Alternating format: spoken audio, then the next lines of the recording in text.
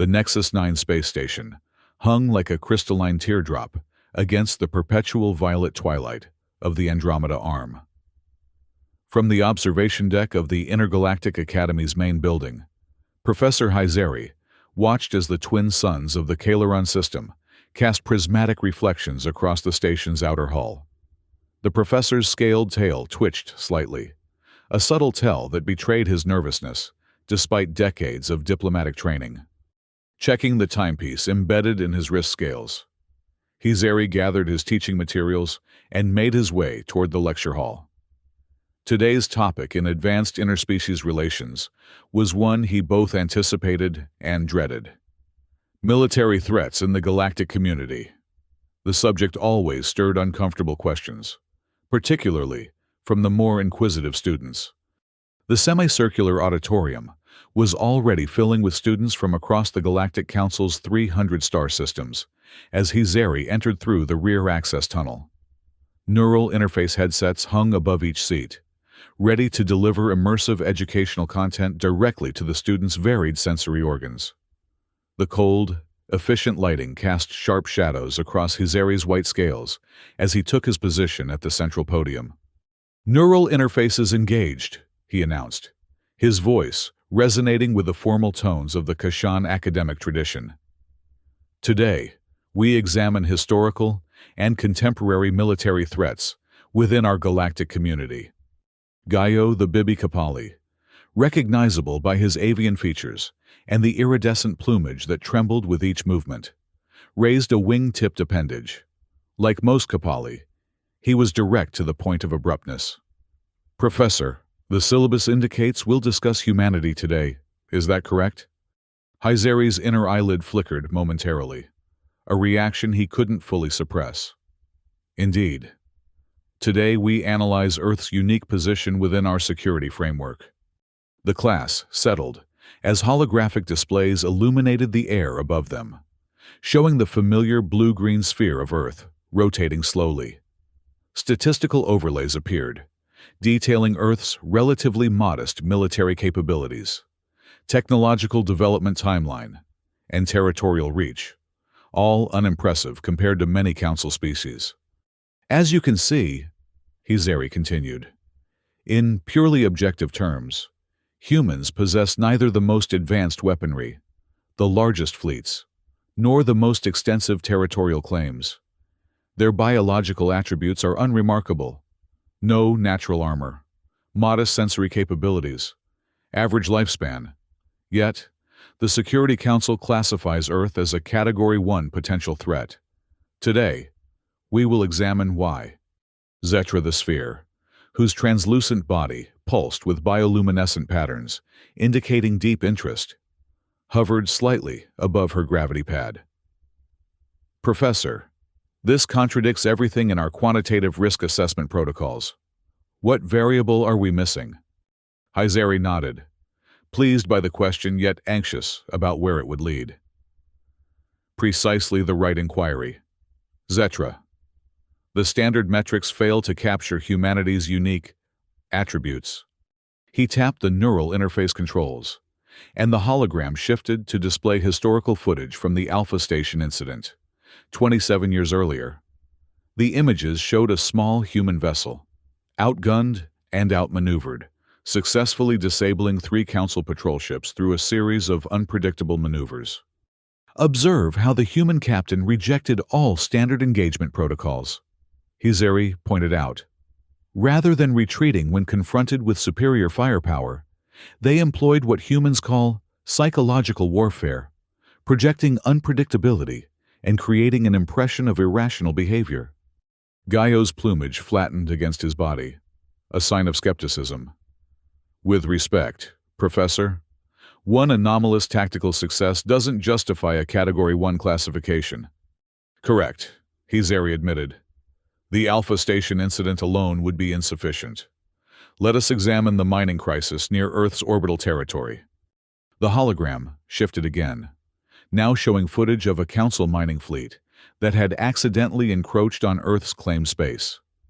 The human response had been small in number, just 5 vessels, but their approach had been so erratic, so seemingly uncoordinated, yet ultimately effective, that the Council fleet had retreated rather than risk escalation.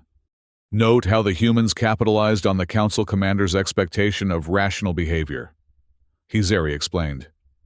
They appeared willing to sacrifice their vessels, and themselves, over territorial principles.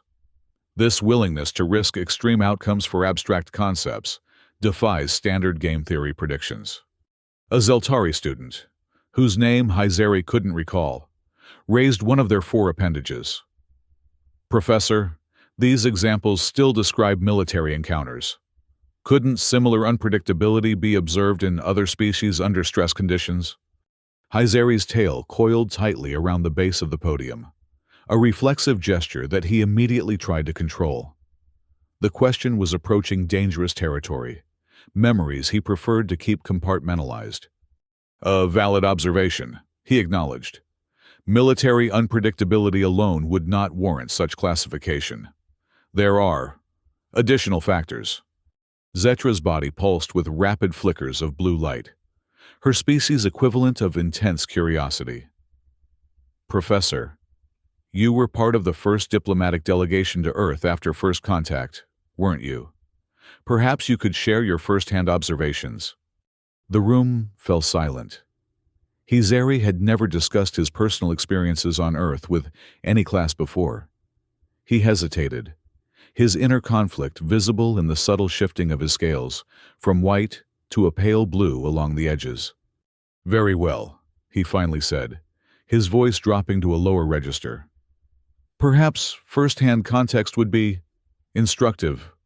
With a quick command gesture, Hizari brought up personal footage from the diplomatic mission to Earth 15 years ago.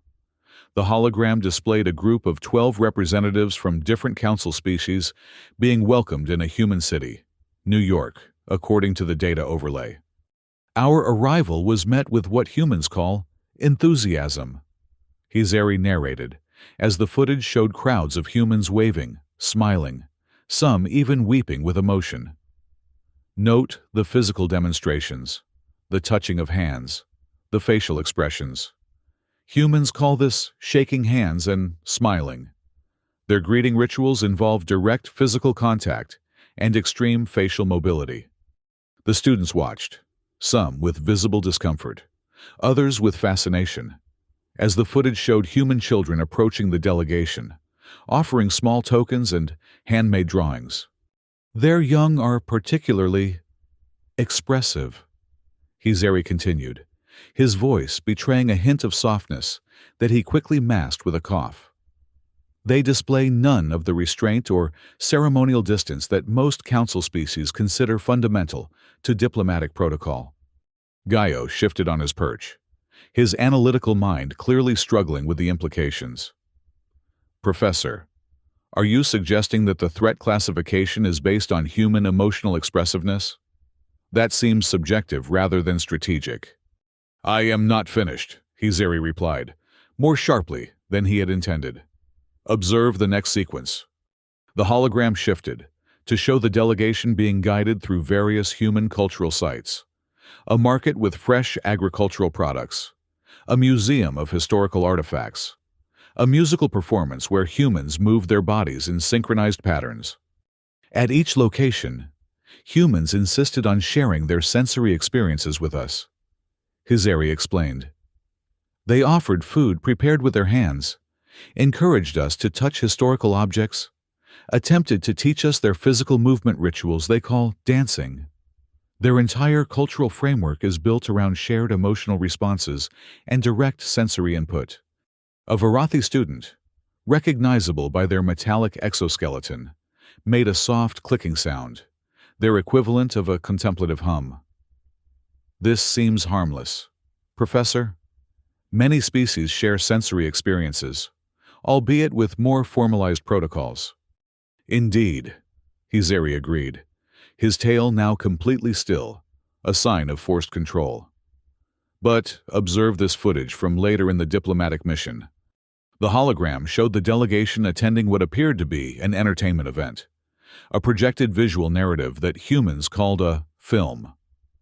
The particular example showed humans engaged in stylized combat, with exaggerated displays of aggression, injury, and triumph.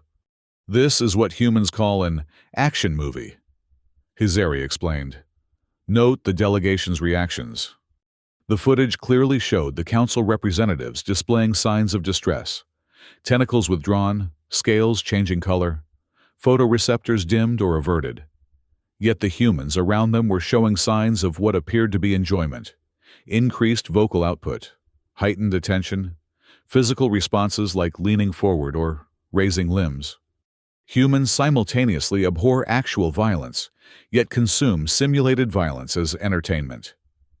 Hizari noted, they create artificial emotional experiences specifically to stimulate their neurological reward systems.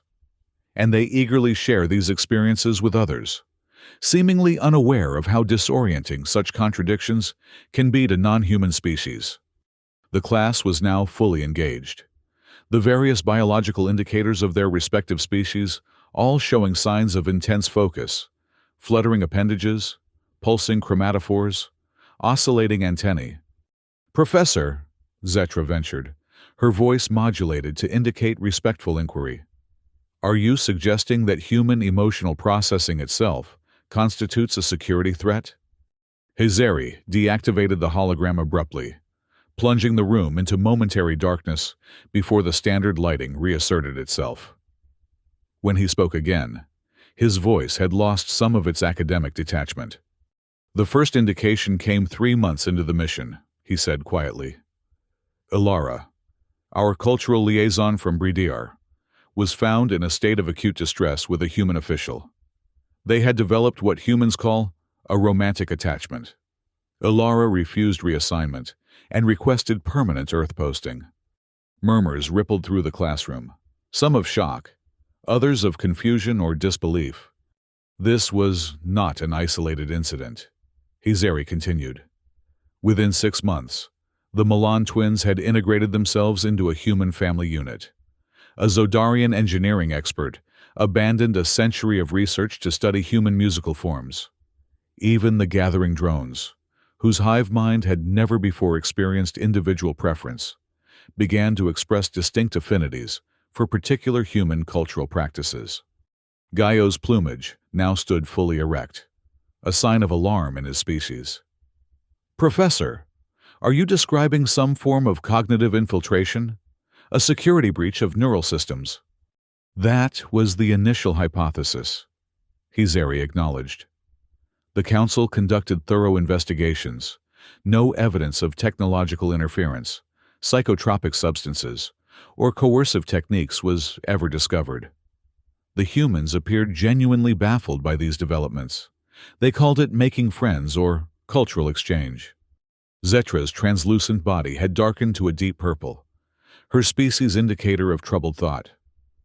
What was the Council's response? Hizari's tail coiled and uncoiled unconsciously as he replied, "New protocols were established. Direct contact limitations, mandatory rotation of personnel, neural monitoring, emotional dampening technologies." He paused, then added softly, "But these measures proved insufficient." The unspoken question hung in the air like a gravitational anomaly, distorting the normal flow of the lecture. It was Gaio who finally vocalized it, his tone uncharacteristically gentle. "Professor Hizari, did you also experience this phenomenon?" The silence that followed seemed to stretch across light years.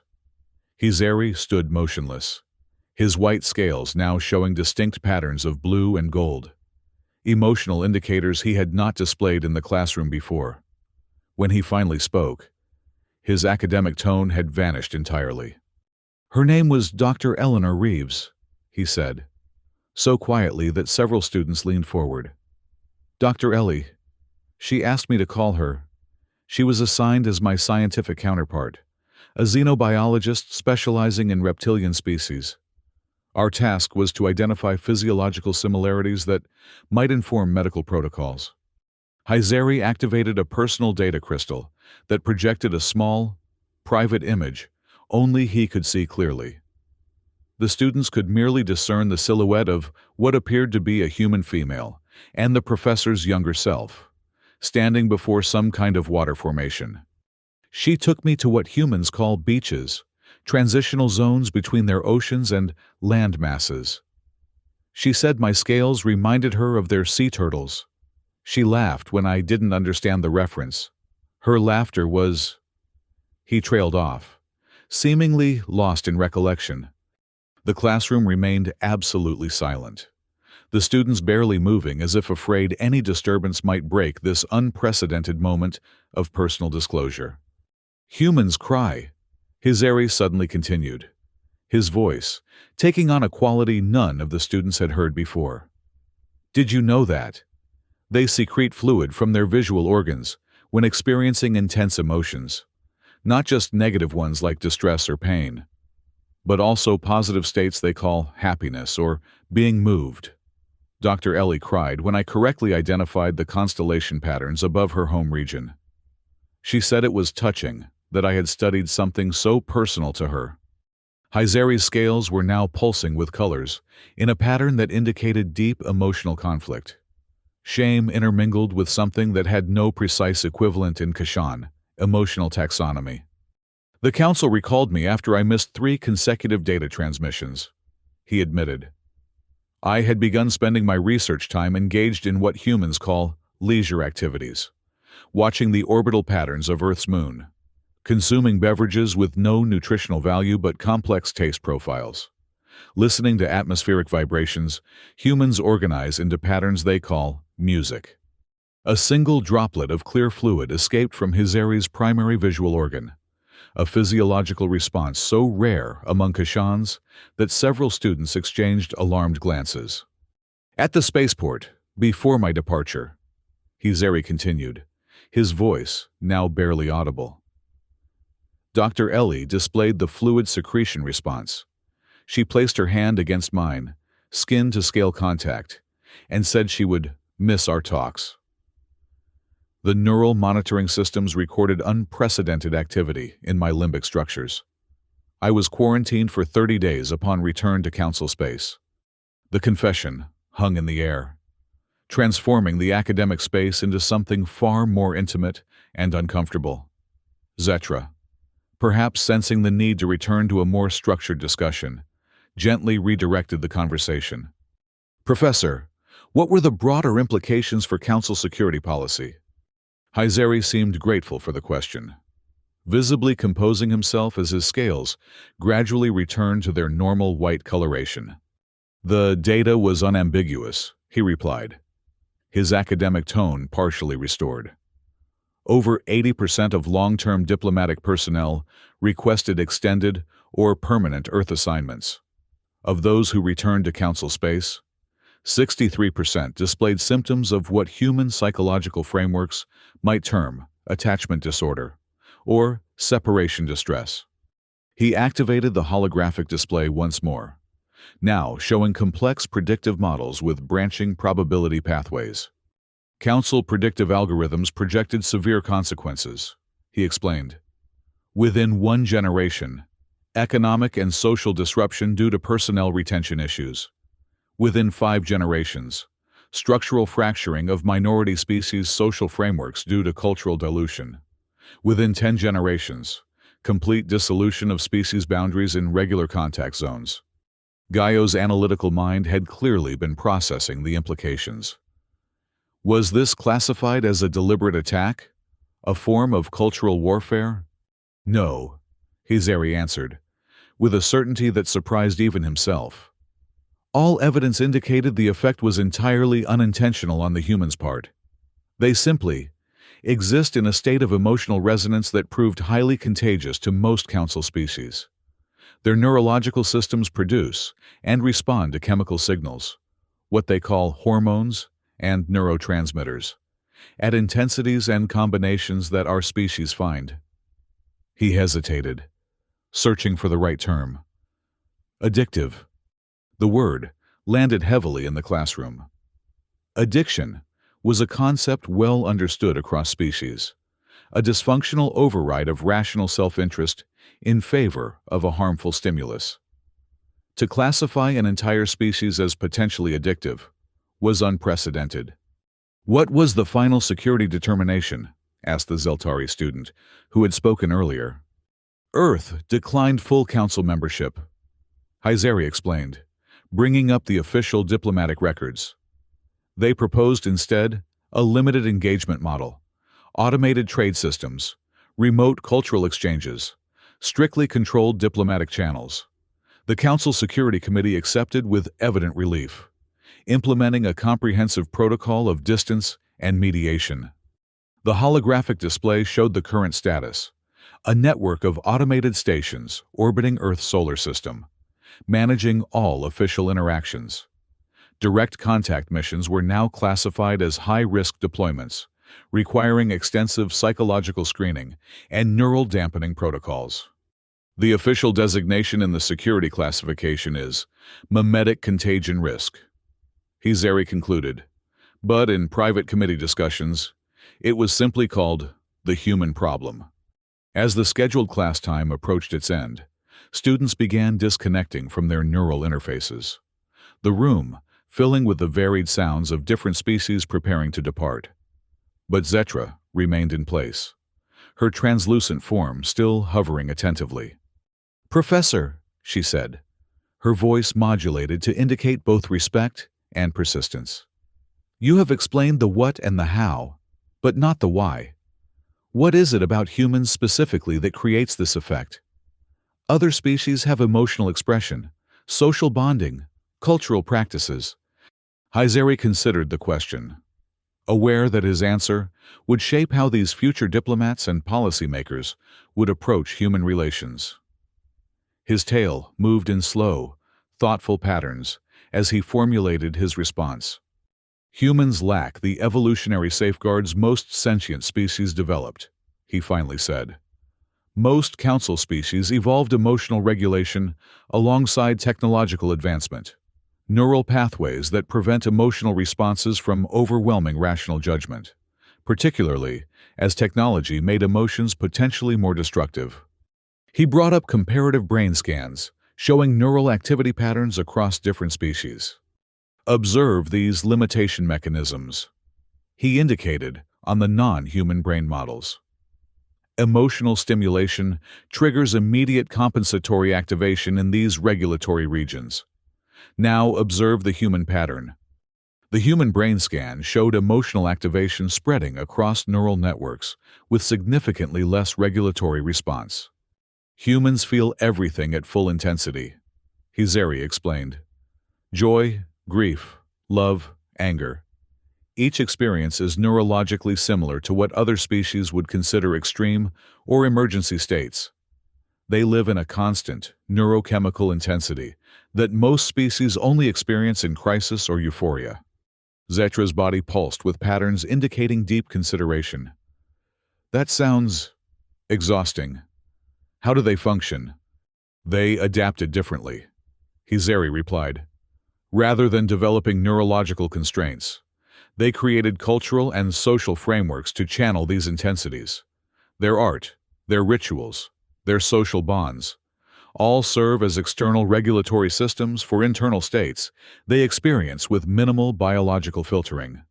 He paused, then added almost reluctantly, "And they have developed an extraordinary capacity for what they call empathy, the ability to neurologically mirror others' emotional states. When a human asks, 'How do you feel?' they are not merely collecting data. Their neural systems actually attempt to recreate your emotional experience within themselves." The implications seemed to ripple through the remaining students. Gaio's plumage fluttered in what appeared to be discomfort. "That would explain the contagion effect," he mused. "Their empathic mirroring created a feedback loop with our emotions." "Precisely," Hyzeri confirmed. "For species accustomed to emotional regulation and distance, the experience of having your feelings not merely acknowledged, but amplified and returned is—" He trailed off, searching for the right description. "Intoxicating," supplied Zetra quietly. "Yes," agreed Hyzeri, his scales briefly flushing with color before he regained control. The Council's threat assessment is not based on human military capability or territorial ambition, but on their unintentional ability to disrupt the emotional equilibrium of other species. They are classified as a threat, not because of what they might do to us, but because of what they might make us feel. With that conclusion, Hizari dismissed the class. The students filed out, their various biological indicators suggesting deep thought, confusion, and in some cases, a troubling curiosity. Hizari remained at the podium, his tail moving in unconscious patterns as memories he had long suppressed began to surface once more. When the last student had departed, Hizari found himself alone in the vast, empty auditorium. He disconnected from the teaching systems and slowly made his way to the observation deck, where he had begun his day. The perpetual violet twilight of Nexus 9 spread before him, so different from the vivid blue skies of Earth. He withdrew a small object from a compartment in his academic robes, a simple curved shell from one of Earth's oceans. Dr. Ellie had given it to him on their final visit to her favorite beach. He had kept it against all protocols, smuggled it through quarantine, hidden it for 15 years. The chambered nautilus, he murmured, using the human term she had taught him. A living fossil, she called it, unchanged for millions of years. His reflection in the observation window showed a standard Kashan academic. White scales, proportional tail, appropriate posture. The model of evolutionary stability and emotional regulation. Yet inside, he remained fundamentally altered by his time on Earth, by his interactions with Dr. Eleanor Reeves and her unfiltered emotional presence. Had he been right to return to Council space? The question had haunted him for 15 years. 80% of the diplomatic corps had chosen to stay, finding something on that small blue planet worth abandoning centuries of cultural conditioning and evolutionary programming. Hizari placed his scaled hand against the cold, transparent barrier of the observation window, remembering the warmth of human skin, the strange texture so different from his own scales. The Council had been right to classify humans as they did, not because humans were hostile or aggressive, but because they offered something far more dangerous, an alternative way of experiencing existence. In the reflection of the window, Hizari could see the small data crystal hanging from his neck, the one containing his personal records from Earth, including images of Dr. Ellie.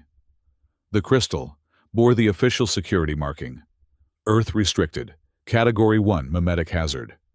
Yet he had never surrendered it, never deleted its contents despite explicit Council directives. Are humans truly the threat? He whispered to the empty observation deck. Or is it what they reveal about what we've sacrificed for stability? Behind him, the automated systems of Nexus 9 continued their perfect, regulated functions. Before him stretched the violet twilight of space, punctuated by distant stars, each one home to species that had evolved their own methods of containing and controlling the dangerous territory of emotion. And somewhere, beyond direct contact protocols and security classifications, orbited a small, blue-green planet where beings lived in a state of permanent, emotional intensity that the rest of the galactic community had deemed too dangerous to experience firsthand. Hizari's hand closed around the shell, feeling its spiral form, growth that followed mathematical precision, yet resulted in beauty rather than mere function. Perhaps that was what humans offered, precision and passion intertwined, rather than segregated into safe categories. The Kashan professor stood alone at the boundary between the controlled environment of Nexus 9 and the vast unpredictability of space. His scales briefly flashed patterns of blue and gold, colors of memory and longing in his species' emotional taxonomy, before returning to their proper academic white. Tomorrow he would continue teaching his students about the rational foundations of interspecies relations, the logical frameworks of diplomatic protocols, the evolutionary advantages of emotional regulation. He would explain why the Galactic Council had classified humanity as its greatest potential threat, not for what they might do, but for what they might inspire others to feel. But tonight, in the privacy of his quarters, Professor Hizari would once again activate the restricted data crystal and allow himself to remember the sound of Dr. Eleanor Reeves' laughter, the sight of fluid leaking from her visual organs as she waved goodbye at the spaceport, and the bewildering, exhilarating sensation of feeling everything at full intensity. Without the evolutionary safeguards his species had developed over millions of years, the human threat was not extinction, but transformation. The possibility that in contact with them, other species might decide that the price of perfect stability had been too high, that the regulated existence of council space might be found wanting when compared to the chaotic, beautiful intensity of human emotional experience. As he turned from the observation deck, Hizari's tale formed a pattern that had no translation in the formal diplomatic lexicon, a shape that only those who had experienced extended human contact would recognize. It was a pattern the Council had classified as symptomatic of human contamination, but which those affected simply called nostalgia or longing. The Galactic Council was right to be afraid, not of human weapons or territorial ambitions, but of the question their existence posed to every other sentient species. What if there is another way to be? And as the door to the observation deck closed behind him, Professor Hizari carried that dangerous question back into the perfectly regulated world of Nexus 9, like a hidden ember that refused to be extinguished by all the reasonable, rational safeguards of advanced civilization.